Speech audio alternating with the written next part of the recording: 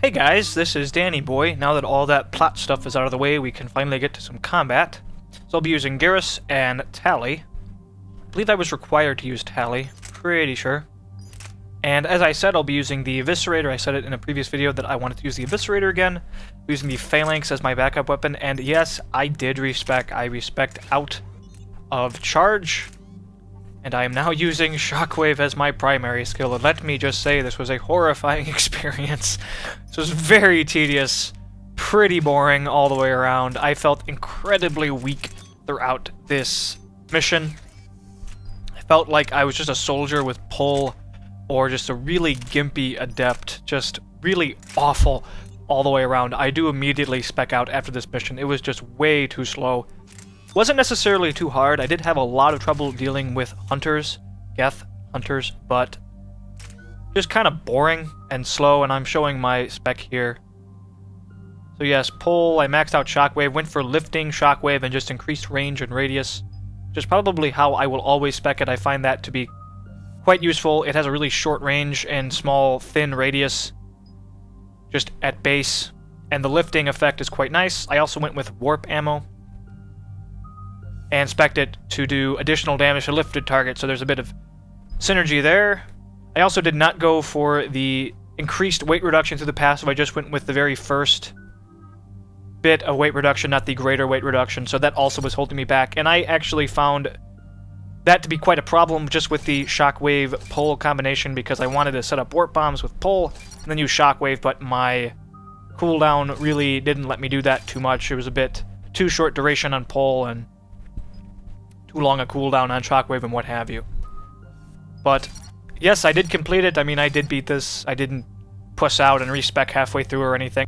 Though I did try a lot of experimentation that I'm not going to show to you guys because this Geth Dreadnought is already extremely long. I think this is a 3 or 4 parter. I just don't have the time to commentate all that stuff. I tried using Marksman.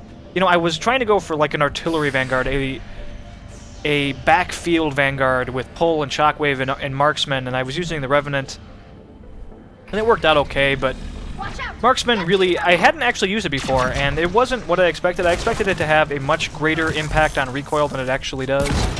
And it's useful, but it requires you to be exposed from cover for such a long period of time that I found it to be problematic. Unlike, say, with Adrenaline Rush, which also requires you to be exposed from cover because, you know, you're shooting. Adrenaline Rush, you can spec it to give you damage reduction, so you just take less damage while you're using it, and of course it slows down time, which reduces damage as well. So I don't know. I'll more than likely use Marksman again. Not on this character, probably not on this character, but on another class when the time comes. But I tried a few different things, different bonus skills, and I wound up just settling on warp ammo. Just being done with it. One big issue I had with Shockwave was just the Geth's tendency to hop out of the way when you use it, and I'll actually die pretty comically, I believe, in the next video because of that. Kind of frustrating when you need a Shockwave to hit at short range, you know, it's your only defense, or just for whatever reason you need to use a Shockwave and it doesn't hit, they hop out of the way. Same thing with pull, they tend to hop out of the way of pull as well. The Geth are one of the more agile races, it seems. Factions. And I definitely missed charge. A lot of fights here that were difficult would have been incredibly trivial with charge. And it was just frustrating to die sometimes. There's a few times I die where it wouldn't have been an issue at all if I had charge. Just because of how powerful it is defensively, even more so than offensively. And just situations that wouldn't have been hard were just made hard, and that's fine. But if it was just a little bit more viable, if it was just a little bit faster, I wouldn't mind, but it's just so slow. And I just don't have time for it. I really need to get done with this Vanguard playthrough ASAP. So, what can you do? Look, Still not sure what I'm going to play next. I'm feeling the Sentinel. I know you guys either want the Sentinel or the Infiltrator. That's, whenever anybody chimes in, that's what they want. So, I'm feeling the Sentinel, though. I think I'd like to hold off on the Infiltrator for a bit. We're taking heavy losses. I feel like the Sentinel is going to be one of the harder classes to play, because I will not be playing him as a pure powers build. I mean, any class is very easy to play as a pure powers build if they're capable of doing so. But I'll be playing him more as a shooty character, as I, usually do. I have a feeling that that's going to be tough. Tech armor by itself, I'm not really sure how I feel about tech armor. I mean, it gives you 80% cooldown penalty, opposed to the 60% of all the other armors in the game. And its detonation doesn't really seem to be that terribly powerful. I mean, it just does some damage in an AoE, nothing really special compared to barriers, control abilities, fortifications, bonus to melee if you want a melee build, and just the great survivability from Defense Matrix, so just boosting your shields. Let's get the Reaper signal and get the fleet out of here. I think I might have changed my armor since you last saw, by the way. I'm using the Recon Hood and a bunch of Rosenkov stuff. I think. Maybe Sarah's Council. That's what I recall, anyway. This was a few days ago that I recorded this. Yes, Hunters. Not really a problem here because I know where they're coming from, but later on, they just outflank me constantly, and it's really annoying. Ends up just getting me killed. It's very important to just see where they're coming from before they close on you. If you don't have charge. If you have charge, it wouldn't have mattered at all, because I could just charge on them when they close, and they'd be dead, and I could just take cover immediately thereafter. Also, Shockwave. Yes, use it through cover whenever possible. It totally pierces cover. It's very handy for that. Later on, I'll just hide behind a column. I don't know if it's in this video, but I'll just hide behind a column, behind high cover, and just spam Shockwave through it and just see how effective it is, and it works pretty well. And it's amusing. I definitely like the ability. I'll be using Shockwave a lot on my Adept.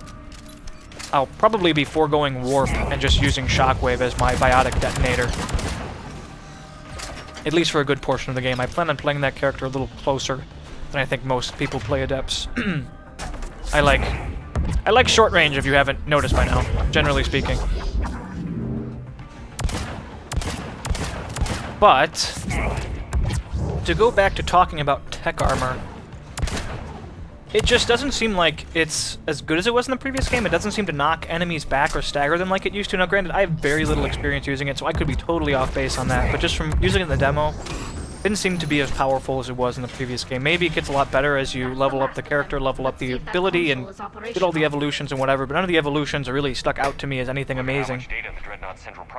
I suppose worst comes to worst, I could just use a different... Mines. I could use a different defensive ability just as my bonus skill and just kind of maintain the feel of the class, but use a different shield, like maybe barrier or something. But I don't know. Not sure what I'm going to do yet. I really don't want to do that. I'd rather use something interesting as a bonus skill, like Dark Channel or an ammo power even, stasis, if I have it unlocked. I still do not have stasis unlocked. It must take the entirety of the game to unlock stasis. I will be very pissed if you have to romance Liara in order to unlock her freaking bonus skill. Because I do not plan on doing that, so that would be really annoying. It runs right by the drive core. Talking, so much talking. But the Geth still have us locked in here. There was so much talking on the Dreadnought. It seems like as the game goes on, there's more and more talking in the actual missions, rather than just in between missions, which makes my job even harder, so huzzah. what about the heat diffusion system? I think we have one more big fight in this video, and we can move on. Would that override the lockdown? Yes. Okay, I've got it primed. But be ready. I'm reading hostile Geth on the other side of the doors. Blah blah blah blah blah blah blah blah. More hunters. Oh noes. Watch out, they're dropping in! There could be cloak hunters as well. I do wind up trying out the Wraith a bit later. I'll be using it in a mission soon, a couple missions actually. I do actually like the Wraith. I prefer it over the Eviscerator. The Eviscerator just does not do the damage that I want this time around. At least unupgraded. The Wraith has less shots in the chamber and in reserve, I believe, but a lot more damage per shot. And it still does decent damage for chipping away at mid-range and just finishing guys off, so rat shot. So I like it. I wish it wasn't so gaudy. It's like bright gold plated. But whatever. This is an example of, oh, if only I had charge. This would be so easy, and I die, because there were two of them. He flanked me, shot me, and he had a friend. Can't kill both. There could be If I had charge, I would have easily killed one, and by the time the other one came, charge would have been off cooldown and it would have been over. Hope I don't die again. Trying to just figure out what to do at this point. The Eviscerator does really piss poor damage against shields.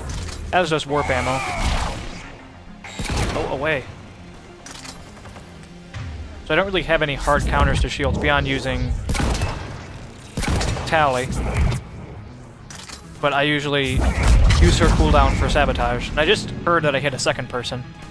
Another thing you can use Shockwave for if you have lifting Shockwave is it makes a very distinct sound when it hits a target. You can sort of feel out the area. If you can't see an enemy, you know, you can just send it through cover to get an idea of where enemies are, or lift them up like I have it spec to lift them out of cover, also useful. And again, just being flanked up the ass at this point, I'm going to die again. And just didn't know they were coming. I'm even checking radar to try to get an idea of where they are, but just outflanked me. Nothing I could really do. Even spamming Metagel did not save me, but I believe that's the last time I die.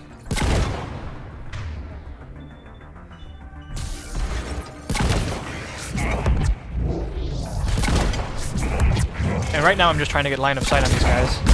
There we go. If you guys ever have the opportunity, if you have editing software or anything like that, I highly recommend looking at the different animations in this game frame by frame, because they look freaking beautiful if you look at them frame by frame. Just the detail in each individual frame and how the animations are layered, it gives you a much greater appreciation of BioWare's art team and animation team and whatever. Really, really impressive stuff, I have to say. And you do not get anywhere near the scope of the design by just looking at the ability in the actual game. So if you have Windows Movie Maker or something like that, which I believe you should if you have Windows 7, I think it's free with Windows 7, or maybe even Vista and XP, I don't remember. Probably not XP, but maybe Vista. Highly recommend just recording 30 seconds of charge or shockwave and just looking at it frame by frame, because it is pretty damn beautiful in my opinion. But anywho, this is about done. A lot more Geth Dreadnought to go though. Should be using Shockwave. There we go. Definitely want to use Shockwave when the enemy is that close and behind cover. It'll go right through the cover, take him out, and it's glorious. Highly amusing. I think that should be it. So thanks guys for watching. Stay tuned for more, and have a good one.